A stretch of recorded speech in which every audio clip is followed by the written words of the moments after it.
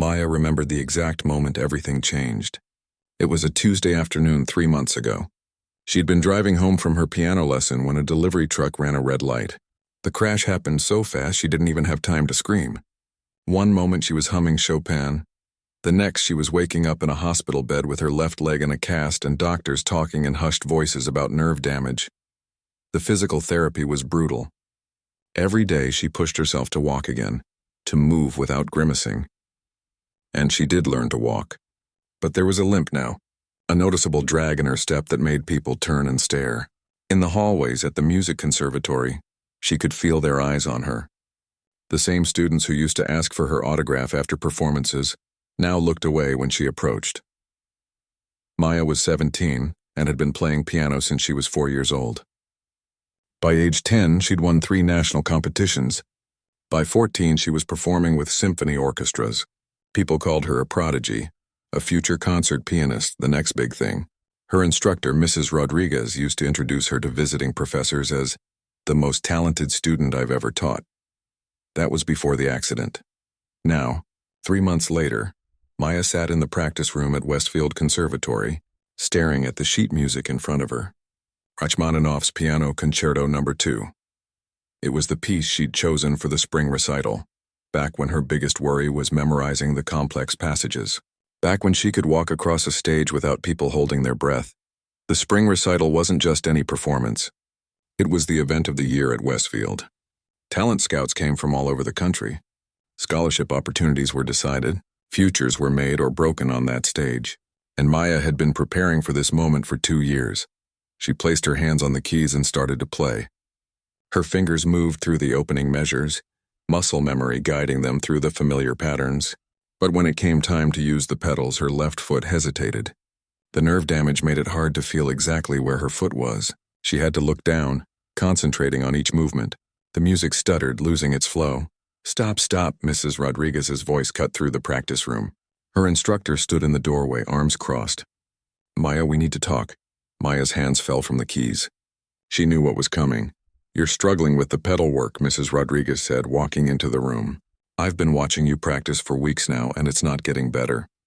This piece requires precision. The pedaling has to be perfect or the whole thing falls apart." "I can do it," Maya said quickly. "I just need more time to practice. I'm getting better every day." Mrs. Rodriguez sat down on the bench beside her. When she spoke again, her voice was gentler. "Maya, you're an incredibly talented pianist. No one disputes that. But maybe you should consider choosing a different piece, something that doesn't require such demanding pedal work. Or perhaps," she paused, "perhaps you should sit this recital out. Give yourself more time to recover." The words hit like a punch to the stomach. Sit it out. After 2 years of preparation, after dreaming about this performance since she was 15 years old. "I'm not sitting it out," Maya said, her voice steady despite the tears threatening to spill. "And I'm not changing pieces. I can do this." Mrs. Rodriguez sighed. "Maya, I'm trying to help you. I don't want to see you embarrass yourself in front of scouts and benefactors. This is a prestigious event. Maybe it's better to wait until you're fully recovered. Embarrass yourself." The words echoed in Maya's head long after her instructor left the room. Over the next few weeks, things got worse. Other students started talking. Not to her face, of course. But Maya heard the whispers in the hallway. She saw the looks they exchanged during rehearsals when she walked across the stage to the piano. Jessica, who used to be her practice partner, was the worst. "I just don't understand why she's even attempting the Rachmaninoff," Maya overheard her telling a group of students in the cafeteria. "It's like she doesn't realize everyone can see her struggling. It's kind of sad, honestly." "Do you think she'll actually go through with it?" someone else asked. "God, I hope not," Jessica laughed. "Can you imagine? She'll probably trip walking onto the stage. It'll be so awkward for everyone." Maya stood frozen outside the cafeteria door, her lunch tray trembling in her hands. These were people she'd known for years. People she'd celebrated with after competitions, practiced with during late-night sessions, shared dreams with about concert halls and world tours. She turned and walked away, her limp more pronounced than usual because she was trying so hard not to cry. That evening, Maya sat in her bedroom, staring at the acceptance letter on her desk. It was from Juilliard offering her early admission. The letter had arrived a week before the accident. It was supposed to be the happiest moment of her life. Now it felt like a reminder of everything she might lose. Her phone buzzed. A message from her older brother, Derek. He was a sergeant in the Marines, currently stationed overseas. They'd always been close despite the 6-year age gap. He was the one who'd encouraged her to start piano lessons all those years ago, sitting through countless recitals and competitions, always her biggest supporter. Little sis just wanted to check in. How's the recital prep going? I'm counting down the days until I can get home and watch you kill it on that stage. You're going to be amazing. Maya's vision blurred with tears. Derek didn't know about the whispers, the looks, the suggestion that she should give up. He didn't know that his little sister, the fearless pianist who used to perform without a hint of nerves, now felt sick every time she thought about walking onto that stage. She typed back, "Can't wait for you to be here. I really need you right now." The response came quickly. "Everything okay?" Maya stared at the screen.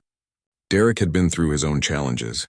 A training accident 6 months ago had left him with injuries that ended his active combat career. He was being medically discharged, coming home in a wheelchair, trying to figure out what his life would look like now. The last thing he needed was to worry about her problems. "Everything's fine," she typed. "Just nervous about the performance. Miss you." The next day at rehearsal, Maya waited backstage for her turn to practice on the main stage. It was important to get comfortable with the acoustics of the performance hall, to feel the difference between the practice room pianos and the concert grand. When her name was called, she walked onto the stage. The empty auditorium stretched out before her, hundreds of red velvet seats waiting to be filled. In 3 weeks, every one of those seats would be occupied. Talent scouts, professors, parents, students, all watching her. She heard the whispers from the other students waiting in the wings, heard someone giggle, felt their eyes on her as she crossed the stage, her left leg dragging slightly behind her right. Maya sat at the piano and adjusted the bench. She placed her hands on the keys, took a deep breath, and began to play. The opening notes of the Rachmaninoff filled the hall, rich and powerful. Her fingers flew across the keys, executing the complex passages she'd practiced thousands of times. For a moment, she forgot about everything else. It was just her and the music. Then came the pedal section. Her left foot reached down and she hesitated, just for a fraction of a second. But a fraction of a second was enough. The timing was off. The sustain didn't blend the way it should. The music that was supposed to soar instead stumbled. From the wings, she heard it clearly. Jessica's voice loud enough to carry. "Yikes!" Maya's hands faltered. She pushed through, finishing the section, but the damage was done. Her concentration was broken. When she finally played the last note, the silence in the auditorium felt suffocating. Mrs. Rodriguez appeared from the back of the hall. "That's enough for today, Maya. We'll work on it more in private." As Maya walked off stage, Jessica and her friends didn't even try to hide their conversation. "She's going to bomb," one of them said. "I almost feel bad for her," Jessica added. "Almost." Maya kept walking, her head high, even as her heart shattered into pieces. She had 3 weeks until the recital. 3 weeks to prove them all wrong. 3 weeks to show everyone that she was still the pianist she'd always been. She just had to figure out how to believe it herself first. The morning of the recital arrived with dark clouds threatening rain. Maya woke up at 6, her stomach already twisted in knots. She'd barely slept, running through the Rachmaninoff in her head over and over, visualizing every pedal change, every dynamic shift. Today was the day. Everything she'd worked for came down to the next 12 hours. Her mother knocked softly on the door. "Honey, breakfast is ready. You need to eat something." Maya forced down some toast and tried to drink the tea her mother insisted would calm her nerves. Nothing could calm her nerves today. In a few hours, she'd be standing on that stage in front of everyone who doubted her, everyone who'd whispered behind her back, everyone who'd assumed she'd fail. Her father came into the kitchen already dressed in his suit for the evening. "Your brother called. He's so excited to see you perform. He should be arriving with your aunt around 5. Derek. Just thinking about her brother made Maya's eyes sting with tears. He'd been through so much in the past months, dealing with his own injuries, facing the end of his military career. And through it all, he'd sent her encouraging messa. Just told her how proud he was, reminded her that she was stronger than any challenge. "I wish he could have gotten here earlier," Maya said. "I wanted to see him before the performance." I know, sweetheart, her mother said, touching her shoulder. But he'll be there in the audience when it matters. That's what counts. Maya spent the afternoon in her room going through her usual pre-performance routine. She played through the piece on her keyboard with headphones on, marking every difficult passage, reminding herself of the strategy she'd developed for the pedal work. She'd practiced 6 hours a day for the past 3 weeks, pushing through the pain in her leg, refusing to give up. At 3 o'clock, she started getting ready. The dress her mother had bought for this occasion hung in her closet, a beautiful blue gown that made her feel like a real concert pianist. She did her hair and makeup carefully, trying to ignore the trembling in her hands. By 4:30, Maya and her parents were in the car, driving through increasingly heavy rain to the conservatory. The weather matched her mood, dark and turbulent. But Maya tried to take it as a good sign. Dramatic weather for a dramatic performance. They arrived at the conservatory an hour before the recital was scheduled to start. The parking lot was already filling up. Through the rain-streaked windows, Maya could see well-dressed people hurrying into the building. Programs held over their heads to shield from the rain. I'm going to find a good seat, her father said, kissing Maya's forehead. You're going to be incredible tonight. I love you. Her mother hugged her tight. Remember, just focus on the music. Nothing else matters. We're so proud of you. Maya walked into the performer's entrance, her heart pounding. Backstage was chaos. Students rushed around in formal wear, some warming up on practice keyboards, others doing breathing exercises or pacing nervously. Mrs. Rodriguez was giving last-minute instructions to a violinist who looked like she might throw up. Jessica stood near the mirror, checking her makeup. She'd performed a Mozart sonata earlier in the day during the junior recital. The evening performance, where Maya would play, was the main event for the senior students. Jessica caught Maya's eye in the mirror and smirked before turning away. Maya found a quiet corner backstage and tried to center herself. She closed her eyes and imagined the performance going perfectly. Her hands on the keys, confident and sure, her foot on the pedal, every change perfectly timed, the audience erupting in applause. At 5:15, her phone rang. It was her aunt and her voice was panicked. Maya, there's been an accident. The world seemed to stop spinning. Maya's hand tightened around the phone. What happened? We're okay mostly, but we got hit on Highway 40. A truck rear-ended us and we went off the road into a ravine. Your brother, he's trapped. The van overturned and he can't get out. I managed to climb out, but Derek can't move. The wheelchair, the van, everything's stuck. Maya's legs nearly gave out. She grabbed the wall for support. Is he hurt? Is he okay? He's conscious, he's talking, but Maya, he can't get out of the van. And with the rain, water's starting to pool down here. Emergency services are coming, but they said it could be 45 minutes or more.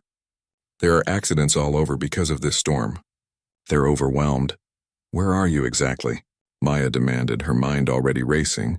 Her aunt gave her the location. It was 3 miles from the conservatory, down a service road that led to the old state route. Maya knew that road. It was mostly abandoned now that the new highway had been built. There's a police officer here, but Maya, I don't think we can wait 45 minutes. The water keeps rising. We need help now. Maya looked at the clock on the wall. 5:17. The recital started at 6:30. She was scheduled to perform at 7:15. She had less than 2 hours. I'm coming, she said. Hold on. I'm coming right now. She ran through the backstage area, nearly colliding with Mrs. Rodriguez. Maya, careful. You're on in less than 2 hours. You need to start warming up. My brother, Maya gasped. There's been an accident. I have to go. Mrs. Rodriguez's expression changed immediately. Oh my God, is he all right? Do you need me to call someone? My parents. They're in the auditorium. Tell them to meet me at the south parking lot right now. It's an emergency. Maya didn't wait for a response. She ran through the hallways in her recital dress and heels, her limp more pronounced because of the shoes in her panic. Students and parents stared as she rushed past, but she didn't care. She burst out into the parking lot just as her father's car pulled up. Her mother's face was pale. Your aunt called us, her father said. Get in. We need to go now. They drove through the storm, windshield wipers working furiously against the rain. Her father explained what he knew. The accident had happened about 20 minutes ago. Derek was trapped in the overturned van. Emergency services were delayed. We should be there in 10 minutes, her father said, his knuckles white on the steering wheel. Maya's mother turned in her seat. Honey, maybe you should stay here. Let your father and the police handle this. You have your performance. Mom, that's my brother down there. I know, sweetheart, I know. But there's nothing you can do. You're not trained for this kind of rescue. And you've worked so hard for this performance. The scouts are already here. If you miss this opportunity, I don't care about the scouts, Maya said, her voice breaking. Derek is trapped in a van filling with water. Nothing else matters right now. They drove in tense silence. Maya's phone buzzed with messages, Mrs. Rodriguez asking if everything was okay. Jessica in a group chat asking where Maya had run off to. The performance coordinator wanting to know if Maya would make it back in time. She ignored all of them. The service road appeared through the rain, and her father turned onto it. The road quickly became rough, barely paved, filled with potholes. They drove as far as they could until the mud became too thick. Then they got out and ran. Through the rain, Maya could see flashing lights ahead. A police car, its lights reflecting off the wet pavement. And beyond that, the dark shape of an overturned van at the bottom of a ravine. They reached the edge, and Maya's heart sank. The ravine was steep, at least 15 feet down, the sides slick with mud and rain. The van lay on its side, one door crumpled, windows broken. Her aunt stood next to a police officer, both of them soaked through, shouting down into the ravine. "Derek!" Maya screamed, a voice called back, faint but steady. "Maya, that you, little sis?" Relief flooded through her. He was conscious. He was talking. The police officer, a young man who looked barely older than Maya, turned to them. "Are you family? We've got a situation here. The man trapped inside his stable. But the water's rising faster than we thought. The ambulance is still at least 30 minutes out. Maybe 40 with this traffic. Can't we just pull him out?" Maya's father asked. "We tried. I went down there with the aunt when I first arrived. We managed to get him out of the van, but getting him up this slope is another story. He can't walk, and with the wheelchair damaged, he's dead weight. No offense intended. The mud's too slick. Every time we try to carry him up, we lose our footing and slide back down." Maya ran to the edge of the ravine and looked down. Derek sat propped against the overturned van, his Marine uniform soaked, his face tight with pain but trying to smile when he saw her. "Hey, superstar," he called up. "Fancy meeting you here. Shouldn't you be at a recital or something?" Tears mixed with rain on Maya's face. "Derek, we're going to get you out. I know you will. You're the toughest person I know." The officer was talking to Maya's father, explaining the situation. "If we had more people, maybe we could manage it. But right now it's just me, and I can't carry a 200-pound man up a muddy slope by myself. The aunt's got a sprained wrist. And with all due respect, sir, you and I tried twice and couldn't do it." Maya looked at her brother, then at the steep ravine, then at the clock on her phone. 5:42? She had 73 minutes until her performance. 73 minutes until the moment she'd been preparing for, dreaming about, betting her entire future on. Mrs. Rodriguez's words echoed in her head. "Maybe you should sit this recital out. Maybe it's better to wait until you're fully recovered." Jessica's mocking voice. "She's going to bomb." The talent scouts waiting in the auditorium. The Juilliard acceptance that meant everything. The 2 years of preparation. The chance to prove everyone wrong. And then Derek's voice from every phone call over the past months, every pep talk when she wanted to give up. "You're stronger than you think, Maya. You can do anything you set your mind to." Maya looked at her father. "How much does Derek weigh?" "About 200 pounds. Why?" "Because I'm going to carry him out of there." Everyone stared at her. The police officer actually laughed, then stopped when he saw her face. "Miss, with all due respect, you can barely walk in a straight line, no offense. And you're maybe, 120 pounds? There's no way. I've been training for 2 years to play a piece that requires incredible physical endurance," Maya said, already kicking off her heels. "I practice 6 hours a day minimum. Do you know what that does to your core strength, your arms, your stamina? I can hold difficult positions for hours without breaking. I can maintain focus through pain that would make most people quit." "Maya, honey, this isn't piano practice," her mother said gently. "This is different." "Is it?" Maya turned to her mother. "How?" "It's about endurance.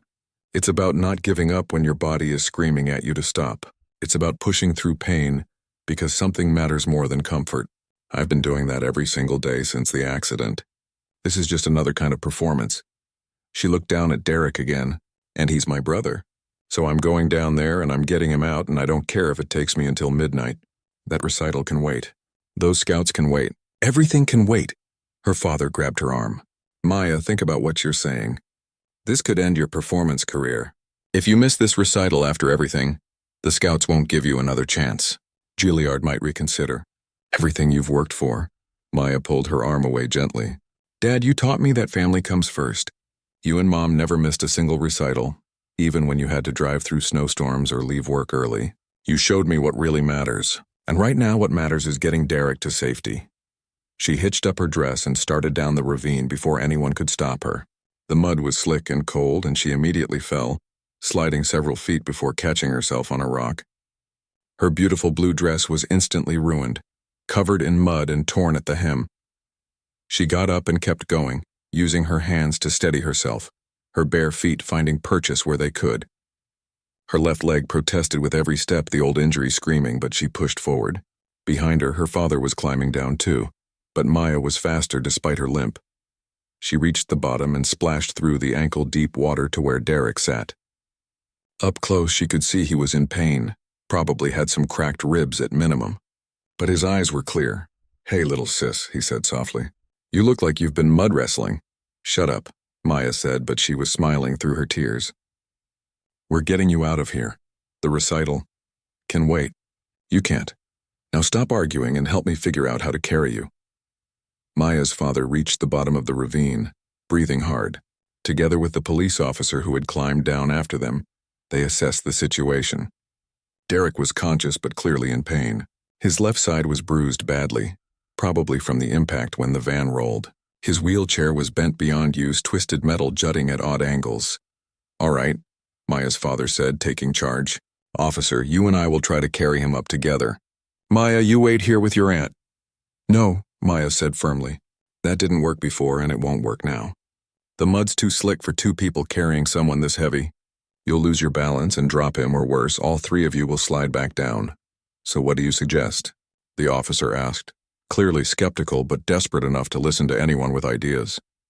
Maya knelt beside Derek, studying the slope. Her mind was working the same way it did when she approached a difficult piece of music. Break it down. Find the pattern. Identify the challenges. Develop a strategy. The fireman's carry, she said. One person carries the weight on their shoulders, hands free to grab rocks or roots for balance. Lower center of gravity than two people trying to carry someone between them. And with the weight distributed across the shoulders and back, it's about endurance, not raw strength. Maya, you can't, Derek said. You're barely 100 pounds. I'll crush you. You won't. My piano teacher once told me that I have the strongest core and upper body she's ever seen in a student my age. Do you know what it takes to play Rachmaninoff? The endurance to maintain complex passages for minutes at a time without fatigue? I've been training my body for exactly this kind of sustained effort. Her father looked at her like he was seeing someone new. Even if you could carry him, that leg of yours— My leg is fine for this, Maya interrupted. I don't need perfect gait. I need to be able to drive upward with my good leg and stabilize with my other leg. The strength is in my core and arms. My legs are just for movement. The officer checked his radio again. The ambulance was now estimated at 45 minutes out due to another accident blocking the main route. The water at the bottom of the ravine was already at their ankles and rising steadily with the rain. They didn't have 45 minutes. Let her try, her aunt said quietly. Everyone turned to look at her. I've watched this girl overcome things that would have broken most people. If she says she can do it, maybe we should listen. Maya didn't wait for further discussion. She positioned herself next to Derek. Okay, big brother. Just like you taught me when we were kids, except this time I'm carrying you. Put your arm around my neck. Derek hesitated, then complied. With her father and the officer helping, they managed to get Derek up and draped across Maya's shoulders. The weight was enormous. Her knees buckled for a moment and she thought she might collapse right there. 200 pounds felt like 2,000. But then she adjusted, finding the balance point, distributing the weight the way her body had learned to distribute effort during long practice sessions. She thought about the Rachmaninoff, about the section in the second movement where her left hand had to maintain a steady pattern for 2 full minutes, while her right hand played the melody. The burning in her forearm, the fatigue, the moment when every instinct screamed to stop, and how she'd learned to breathe through it, to let the discomfort exist without letting it control her. I've got him, she said, her voice strained but steady. I'm going up. She took her first step. Her right leg, the good one, drove upward. Her left leg, the damaged one, stabilized. The mud squelched beneath her bare feet. She grabbed a rock with her left hand, testing its stability, then pulled herself forward another step. Behind her, she heard her father start to follow, but the officer stopped him. "Sir, if you try to help and you slip, you could knock them both down. Let her focus. We'll be right behind if she needs us," Maya climbed. Every step was a negotiation between her body and her will. The weight on her shoulders threatened to topple her backward. The mud beneath her feet offered almost no traction. Her left leg trembled with each step, nerve damage making it hard to trust where her foot would land. But she'd learned to work with an unreliable body. Every day at the piano, she dealt with a leg that didn't always cooperate, with fatigue that threatened to ruin a performance, with pain that whispered that she should give up. And every day she'd found a way through. She grabbed a root, tested it, pulled herself another foot up the slope. "You're doing great," Derek murmured near her ear, "just like when you're performing. One measure at a time, one measure at a time." That's exactly how she thought of it. The ravine became a piece of music. Each step was a note. Each handhold was a chord. She wasn't climbing 15 feet of muddy slope carrying 200 pounds. She was moving through the next measure, and then the next, and then the next. Her right hand found a rock. She pulled. Her left leg pushed. Another foot of progress. The rain poured down, making everything slicker, but Maya barely noticed. She was in the zone now. That place she went during a performance when the world narrowed to nothing but the task at hand. When the audience disappeared. When self-doubt vanished. When there was only the music and her body executing it. Halfway up, her left leg gave out completely. She dropped to one knee, Derek's weight nearly crushing her into the mud. She heard her father cry out below, heard her mother screaming from the top of the ravine.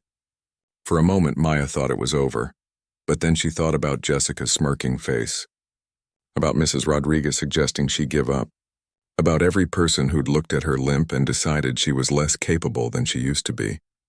And she thought about Derek, who'd spent months relearning how to live after his injury, who'd never once complained, who'd sent her encouragement even when he was dealing with his own challenges. She pushed herself back up. Her left leg was useless now, just dragging behind her, but her right leg was strong. Her core was strong. Her arms were strong. She grabbed a rock, pulled, drove upward with her right leg and kept climbing. "That's my girl," Derek whispered. "You're tougher than any Marine I've ever served with." The top of the ravine was 5 feet away. 4 feet, 3 feet. Maya's vision was starting to blur. Her muscles were screaming. The weight on her shoulders felt like it was grinding her bones into dust. Every breath was agony. Her right leg was shaking so badly she didn't know if it would support the next step, but she could see hands reaching down from the top. Her mother, her aunt, other people who'd gathered, all reaching for them. 2 feet, 1 foot. Maya grabbed the edge of the ravine with both hands. For a moment she hung there, Derek's weight threatening to pull them both backward. Then hands grabbed Derek, grabbed her, and they were pulled up over the edge onto solid ground. Maya collapsed onto the wet grass, gasping. Derek lay beside her, also breathing hard but grinning. "You did it," he said. "You actually did it." The police officer stood over them, looking stunned. "I've never seen anything like that in my life." "That was impossible." "Nothing's impossible," Maya managed to say between breaths. "It's just hard." Her mother wrapped a jacket around her shoulders. Her father was checking Derek over, making sure nothing was broken worse than it already was. Her aunt was crying with relief. Maya lay on her back, staring up at the rain falling from the dark sky. Her body felt like it had been hit by a truck. Her left leg was completely non-functional now, just dead. Weight attached to her hip. Her arms trembled uncontrollably. Her dress was destroyed. Her feet were bleeding from the rocks and roots, and she was covered head to toe in mud. She checked her phone, pulling it from where she'd tucked it into her dress. The screen was cracked, but it still worked. 6:04. The recital had started 4 minutes ago. The opening performances would be happening right now. Maya was scheduled to perform at 7:15. That gave her 71 minutes. "We need to get Derek to the hospital," her father was saying. "The ambulance is still 20 minutes out at least." "No," Derek said. "Take him to the conservatory." Everyone stared at him. "The conservatory has a nurse's station," Derek continued. "It's 3 miles away and the roads are clear in that direction. The hospital is 40 minutes in the opposite direction through storm traffic." "Get me to the conservatory." The nurse can stabilize me until the ambulance can get there faster. The officer nodded slowly. That actually makes sense. We can reroute the ambulance to the conservatory. They can be there in 10 minutes instead of 30. Maya's mother looked at Maya, understanding dawning in her eyes. And Maya could still make her performance. Absolutely not, Maya said immediately. I'm not leaving Derek. Little sis, Derek said, grabbing her hand. You just carried me up a ravine. You're not leaving me. You're going to finish what you started. Both things. You're going to make sure I get to the conservatory safely, and then you're going to walk onto that stage and show everyone what you're made of. Look at me, Maya said. I'm covered in mud. My dress is destroyed. I can't even walk anymore. My leg is completely done. So perform in the backup dress. Wash off the mud. And you've never let your leg stop you before. Don't start now, Derek. I can barely stand. I just carried you 3 miles. Not 3 miles. 15 feet. And you have 70 minutes to recover. I've seen you practice for 6 hours straight. I've seen you push through pain that would make grown men cry. This is nothing compared to that. The police officer was calling for his car. I can drive you all to the conservatory. Faster than waiting for the ambulance here anyway. Maya's father helped Derek to his feet, supporting his weight. The officer brought his patrol car as close as he could, and together they got Derek into the back seat. Maya climbed in beside him, her mother in the front. As they drove toward the conservatory, Derek kept talking. You've worked too hard to quit now. Those people who doubted you, they're sitting in that auditorium right now, probably placing bets on whether you'll even show up. Are you really going to let them win? I don't care about them, Maya said. I know. You care about the music. You care about proving to yourself that you're still the pianist you've always been, that the accident didn't take that away from you. So go prove it. Not to them. To yourself. The conservatory came into view through the rain. The parking lot was full. The building lit up, warm and inviting. Maya could imagine the scene inside. The auditorium packed with people. The performance is already underway. Mrs. Rodriguez probably frantically trying to figure out what to do about Maya's scheduled slot. They pulled up to the entrance, and staff rushed out when they saw the police car. The nurse was called immediately. Derek was taken inside, checked over, made comfortable while they waited for the ambulance. Maya stood in the hallway, dripping mud and water, shaking from exhaustion, her leg completely non-functional. A janitor stared at her. 2 students whispered as they walked past. Her mother appeared with the backup dress Maya kept in her locker. Honey, there's a bathroom right here. You have 45 minutes. That's enough time to wash up and change. Mom, I can't perform like this. My body is done. Her mother cupped Maya's face in her hands. Your body just carried your 200-pound brother up a muddy ravine in the rain. If it can do that, it can perform a piano concerto. The question isn't whether you can. The question is whether you will. Maya looked through the doorway where Derek sat, the nurse checking his vital signs. He caught her eye and gave her a thumbs up. She thought about the past 3 months. Every difficult practice session, every moment of doubt, every time someone had suggested she give up. And she thought about the last hour, about discovering strength she didn't know she had.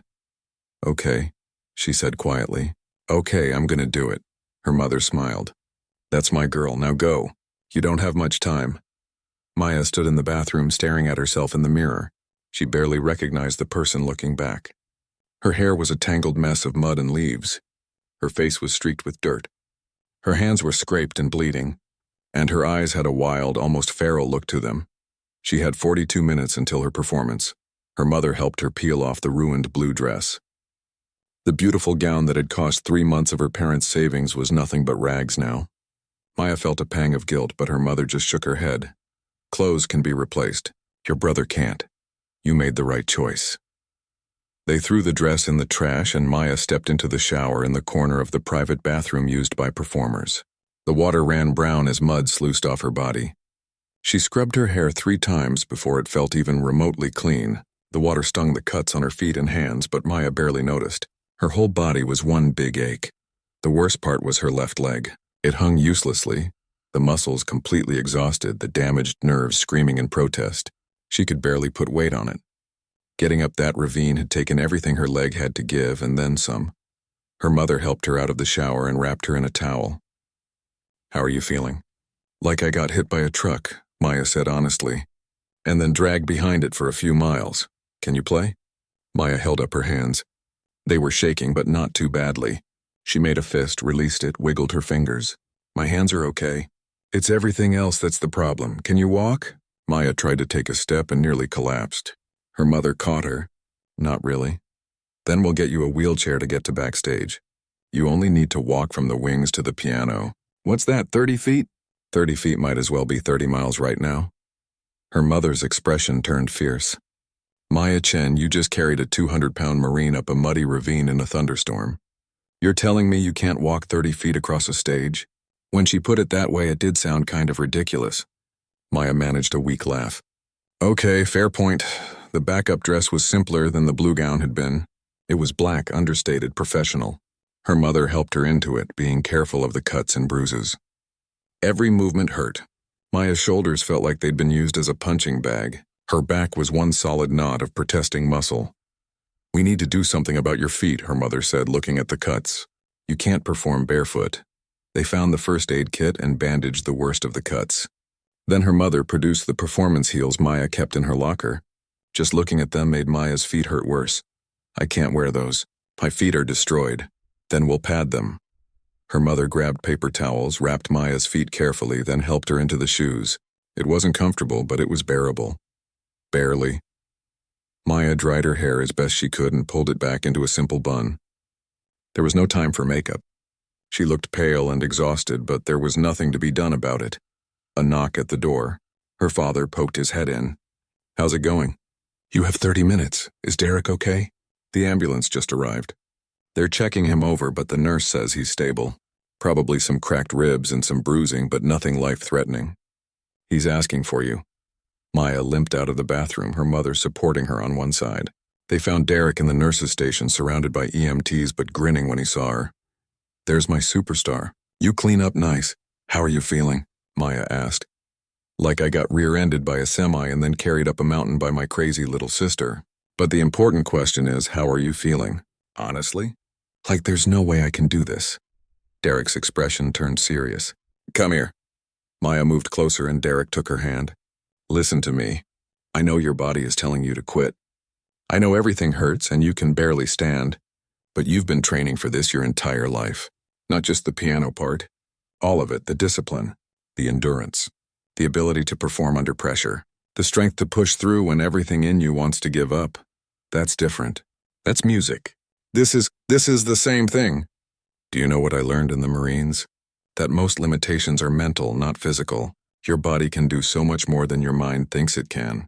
Right now, your mind is telling you that you're too tired, too hurt, too done. But your body just proved it's capable of impossible things. Trust it? An EMT interrupted. Sir, we need to transport you now. No, Derek said firmly. Not until after my sister performs. You said I'm stable. I'm staying to watch her. The EMT looked at the nurse, who shrugged. Technically, he can refuse transport if he's conscious and oriented. And he's both. Then get me a wheelchair and roll me into that auditorium. I'm not missing this. Maya felt tears threaten again. Derek, you don't have to. Yes, I do. You carried me when I needed you. Now I'm here to support you. That's what family does. Mrs. Rodriguez appeared in the doorway, her face a mixture of relief and stress. Maya, thank God I heard about the accident. Is everyone all right? Can you still perform? We've rearranged the schedule.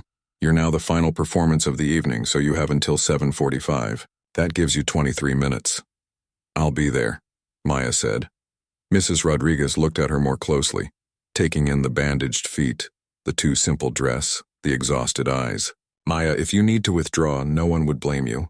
We can make an announcement, explain the circumstances. I'm performing, Maya said, her voice stronger now. I didn't survive the last 2 hours to give up 20 minutes before showtime. Her instructor nodded slowly. All right then, let's get you backstage. You'll need to warm up. There's no time for a proper warm-up, then we'll do what we can. Come on. They found a wheelchair and Maya gratefully sank into it. Her legs simply refused to work anymore. Her mother pushed her through the hallways toward the backstage area. They could hear music coming from the auditorium.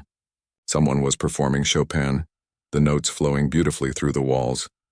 Backstage was controlled chaos.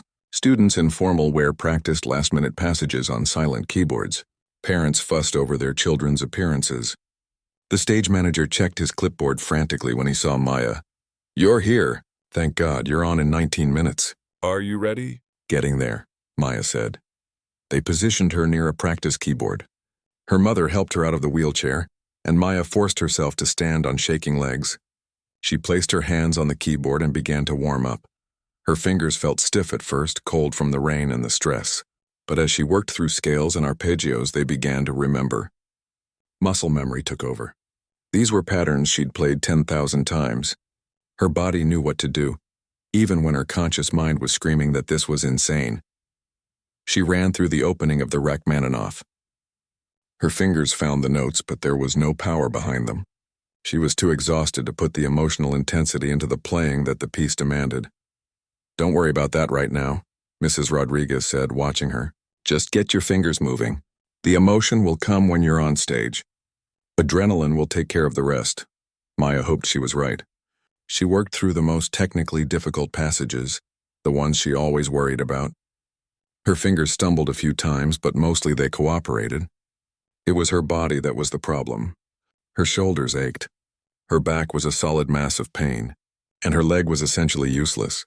"How am I going to walk out there?" Maya asked, voicing the thought that had been haunting her. "I can barely stand." "We'll get you to the wings in the wheelchair," Mrs. Rodriguez said. "From there, it's 30 feet to the piano. You can make 30 feet. And the pedal work?" "My left leg is completely dead." Her instructor thought for a moment. "Can your right leg reach the soft pedal?" Maya tested it mentally.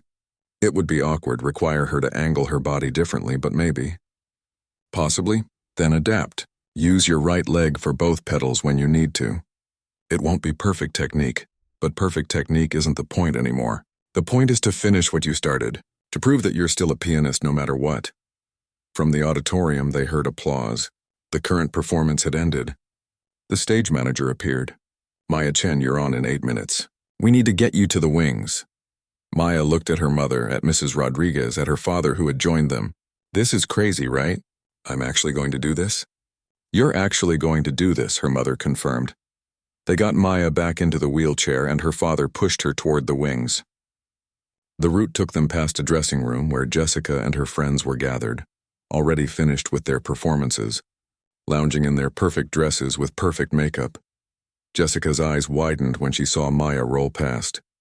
"Oh my God, is that Maya?" Didn't hear the rest. She was already at the wings, staring out at the stage. From here, she could see part of the auditorium. Every seat was filled. The lights were bright. The concert grand piano sat center stage, beautiful and intimidating. The stage manager helped her out of the wheelchair. Maya stood on shaking legs, gripping the wall for support. Her father hugged her tight. "I'm so proud of you," he whispered. "No matter what happens out there, I'm so proud of you." Her mother kissed her forehead. "Remember, it's just you and the music. Nothing else matters." Mrs. Rodriguez adjusted Maya's dress. "You've got this. I never should have doubted you. You're the strongest student I've ever taught, and I'm not talking about your piano playing." From somewhere in the wings, Maya heard familiar voices. She turned and saw Derek being wheeled into position where he could see the stage. He caught her eye and saluted. The stage manager touched her shoulder. "You're on in 2 minutes. Are you ready?" Maya took a deep breath. Her body was a wreck. Her leg didn't work. Her feet were bleeding through the bandages.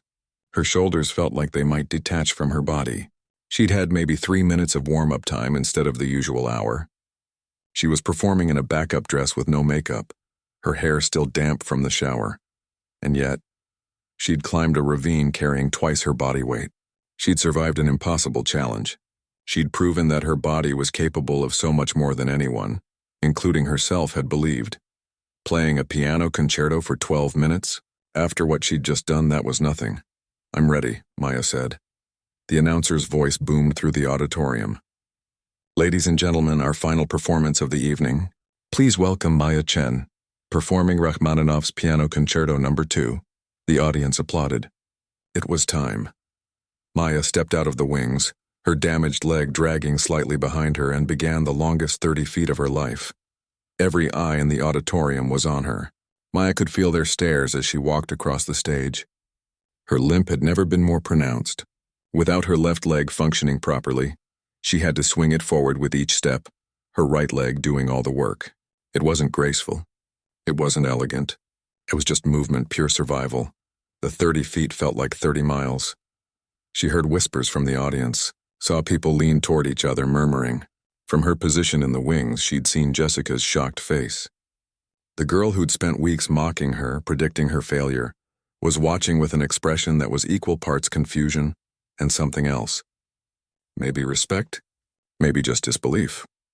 Maya reached the piano and lowered herself onto the bench. The relief of sitting was immense. Her legs stopped shaking because they no longer had to hold her weight. She adjusted the bench, positioned herself, and placed her hands on the keys. For a moment, she just sat there. The auditorium was silent, waiting. She could feel the anticipation, the curiosity. Everyone in that room had heard about her accident, had seen her struggling in rehearsals. Many had probably come tonight partly to see if she would actually go through with it. Some probably expected her to fail. She thought about Jessica's words from weeks ago. She'll probably trip walking onto the stage. It'll be so awkward for everyone. Well, she'd made it to the piano. That was something. Maya took a breath and placed her fingers on the keys. The opening chords of Rachmaninoff's Piano Concerto No. 2 were simple but powerful. A statement of intent. She pressed down and the sound filled the auditorium. But something was wrong. Her fingers felt disconnected from her brain. The notes came out correctly, technically accurate, but they were hollow, empty. There was no soul in them, no fire. She was playing the right notes in the right order. But it wasn't music. It was just sound. Maya pushed through the opening section, her mind racing. This was exactly what Mrs. Rodriguez had worried about. Technical perfection without emotional depth was just exercise. The scouts in the audience didn't need another technically perfect pianist. They needed someone who could make the audience feel something. She reached the first place where she needed to use the pedals. Her right foot found the sustain pedal easily enough, but when she needed the soft pedal, her left leg refused to cooperate. She tried to angle her right foot over, the way she'd practiced in her mind, but it threw off her balance. The pedaling was messy, imprecise. A section that was supposed to flow smoothly instead stuttered. She heard it, knew the audience heard it too. In the wings, Mrs. Rodriguez would be wincing. Maya kept playing, but panic was setting in. This wasn't working. Her body was too exhausted. Her leg was too damaged. She was going to fail, right here in front of everyone. All that work, all that determination, and she was going to prove everyone right. She couldn't do this anymore. Her fingers stumbled on a passage. She caught herself, but barely. The piece was starting to fall apart. And then, from somewhere in the back of the auditorium, she heard it. A sound she knew as well as her own heartbeat. Her brother Derek's voice, barely loud enough to carry but distinct in the hushed room. Come on, little sis. One measure at a time. Something shifted inside Maya. She thought about the ravine, about how impossible it had seemed from the top, looking down at her trapped brother, about how her mind had told her there was no way she could carry him up that slope, and about how she'd done it anyway. Not because it was easy or because her body was ready or because conditions were perfect, but because it mattered. Because giving up wasn't an option. This performance mattered too. Not for the scouts. Not to prove a